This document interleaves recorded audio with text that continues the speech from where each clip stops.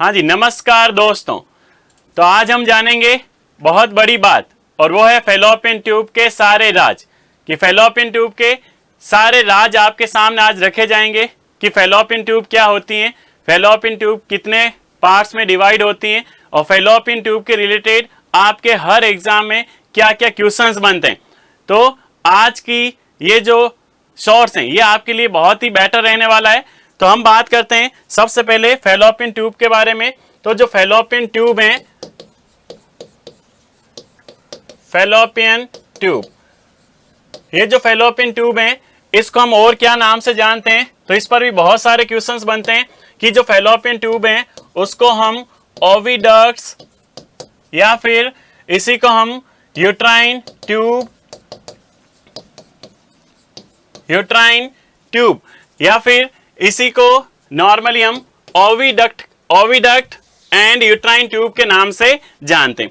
ये जो है ये 4 पार्ट्स में डिवाइड हो रखी हैं और इसके 2 ओपनिंग्स होती हैं। 4 पार्ट्स होते हैं, 2 ओपनिंग्स प्रेजेंट होती हैं। और सबसे इंपॉर्टेंट बात कि ये जो फैलोपियन ट्यूब है ये लगभग 10 to 12 सेंटीमीटर लॉन्ग होती हैं। और ये जो 4 पार्ट्स हैं, 4 पार्ट्स जिसमें अलग अलग जो 4 पार्ट्स हैं उन सब के बहुत इंपॉर्टेंट रोल रहते हैं। और ये जो पार्ट्स हैं जिसमें सबसे जो पहला पार्ट आता है जिसे हम बोलते हैं इंटरस्टिशियल, क्या नाम से जानते हैं इसको? हम इंटरस्टिशियल के नाम से जानते हैं। ये जो इंटरस्टिशियल पार्ट है, इंटरस्टिशियल पार्ट जिसको हम इंटरस्टिशियल पार्ट को ही हम इंट्राम्यूरल पार्ट भी बोलते हैं। तो इसी को हम इंट्राम्यूरल पार्ट भी बोलते हैं। और ये इंट्राम्यूरल पार्ट सबसे छोटा, अगर क्वेश्चन आए कि मोस्ट कॉमनेस्ट नैरोवेस्ट पार्ट कौन सा होता है, तो narrowest and smallest part of fallopian tube. तो smallest part of fallopian tube कौन सा होता है, तो वो रहेगा इंटरस्टिशियल पार्ट। इंटरस्टिशियल और इंट्राम्यूरल दोनों एक ही बात होती। ये जो इंटरस्टिशियल पार्ट होता है जो एकदम यूट्रस के जस्ट पास में, यूट्राइन ओपनिंग के जस्ट पास में जो स्टार्टिंग पार्ट होता है उसे हम बोलते हैं। ये जो इंटरस्टिशियल पार्ट है इसको हम एनाटॉमिकल स्फिंक्टर के नाम से भी जानते हैं। अगर एनाटॉमिकल स्फिंक्टर फैलोपियन ट्यूब का अगर क्वेश्चन आए तो उसमें हमारा जो आंसर जाएगा वो जाएगा इंटरस्टिशियल पार्ट। एक सबसे इंपॉर्टेंट बात आपको याद रखनी है कि ये जो इंटरस्टिशियल पार्ट है इसका सबसे मेन जो क्वेश्चन आता है कि most longest survival chances of ectopic pregnancy कहाँ होती हैं? Most longest survival chances of ectopic pregnancy कौन से पार्ट में होती हैं?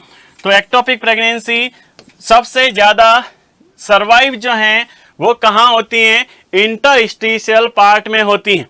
तो सबसे इंपॉर्टेंट ये इंटरस्टिशियल पार्ट का राज रहेगा, बहुत बड़ा ये सीक्रेट है कि सबसे ज्यादा सर्वाइवल चांसेस कहाँ होता है? इंटरस्टिशियल पार्ट पर होता है। उसके अलावा सबसे लीस्ट साइट जो है एक्टोपिक प्रेगनेंसी की वो होती है, least site of ectopic pregnancy वो रहेगी इंटरस्टिशियल पार्ट। तो ये इंटरस्टिशियल पार्ट है जो बहुत इंपॉर्टेंट है, जो कि 1.25 सेंटीमीटर लॉन्ग होती हैं। तो ये 1.25 सेंटीमीटर लॉन्ग होती हैं। First part proximal part uterus की तरफ जिसे हम बोलते हैं इंटरस्टिशियल पार्ट। दूसरा जो पार्ट होता है जिसे हम बोलते हैं इस्थमस। तो इस्थमस के क्या क्या राज हैं, तो अभी हम आपके सामने रखेंगे कि इस्थमस जो है ये बहुत इंपॉर्टेंट पार्ट होता है। और जहां पर जो कि मोस्ट कॉमनेस्ट, ये जो है ये मोस्ट कॉमन साइट होती है जहां पर जो एक्टोपिक प्रेगनेंसी वो रप्चर होती है। Most common site of rupture of ectopic pregnancy. अगर क्वेश्चन आए कि एक्टोपिक प्रेगनेंसी रप्चर कहाँ होती है, तो एक्टोपिक प्रेगनेंसी रप्चर होने का जो पार्ट होता है वो होता है इस्थमस पार्ट। तो रप्चर ऑफ एक्टोपिक प्रेगनेंसी कहाँ होती है? इस्थमस पार्ट पर होती हैं, जो कि 2.5 सेंटीमीटर होती हैं। इसकी जो लेंथ है वो कितनी होती है? 2.5 सेंटीमीटर ये लॉन्ग होता है। और सबसे इंपॉर्टेंट कि ये जो है ये फिजियोलॉजिकल स्फिंक्टर होता है फैलोपियन ट्यूब का। अगर क्वेश्चन आए फिजियोलॉजिकल स्फिंक्टर वाला पार्ट कौन सा है फैलोपियन ट्यूब का, तो वो रहेगा इस्थमस पार्ट। इससे भी सबसे बेस्ट क्वेश्चन सुनिएगा कि अगर क्वेश्चन आए कि अगर हम ट्यूबेक्टोमी कर रहे हैं तो बेस्ट प्रोग्नोसिस हम कहां से ट्यूबेक्टोमी परफॉर्म करते हैं, तो बेस्ट प्रोग्नोसिस जो है ट्यूबेक्टोमी की वो जो साइट होती है best prognosis site for tubectomy, तो ट्यूबेक्टोमी करने के लिए जो बेस्ट प्रोग्नोसिस साइट होती हैं वो होती है इस्थमस। तो इस्थमस जिसमें सबसे इंपॉर्टेंट फिजियोलॉजिकल स्फिंक्टर हो गया, उसके अलावा ट्यूबेक्टोमी का best sphincter site best prognosis site हो गया, और सबसे इंपॉर्टेंट की कॉमन साइट होती है for rupture of ectopic pregnancy. उसके अलावा ये जो इस्थमस है, इस्थमस जो कि इंटरस्टिशियल और एम्पुला को जोड़ने का काम करती है। उसके अलावा थर्ड नंबर अगर हम बात करें इस एम्पुला पार्ट, थर्ड नंबर होता है एम्पुला, और एम्पुला बहुत बड़ा पार्ट होता है जिस पर बहुत सारे क्वेश्चन बनते हैं। सबसे पहला क्वेश्चन कि it is the largest widest and dilated part.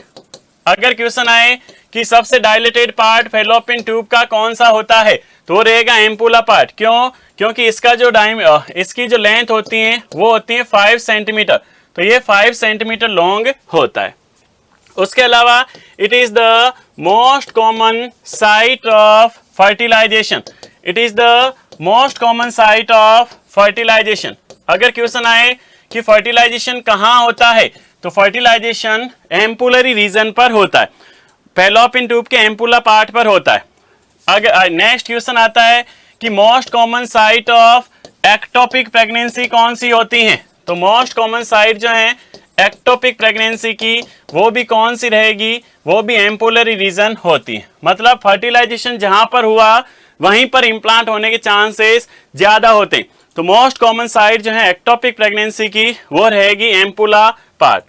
उसके अलावा क्वेश्चन आता है कि most common site of genital TB, most common site of genital TB कौन सी होती है, तो जेनाइटल टीबी होने के सबसे ज्यादा जो चांस है वो होता है एम्पुला पार्ट में। कहाँ होता है?